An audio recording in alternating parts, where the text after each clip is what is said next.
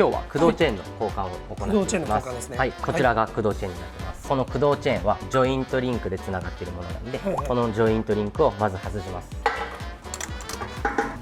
今これがチェーン外れた状態になります。でこれ見てもらうと分かるんですけど、古い油とホコリの塊の汚れが付着してるんで、そういったものを工具とかパーツクリーナーを使って今から汚れを落としていきます。掃除が終わったんで、ここに新しいチェーンを今から仕込んでいきます。今これで部品交換が完了したんで、最後に給油をしていきます。給油まで終わったんで、これで最後動かしの確認を。はい、わかりました。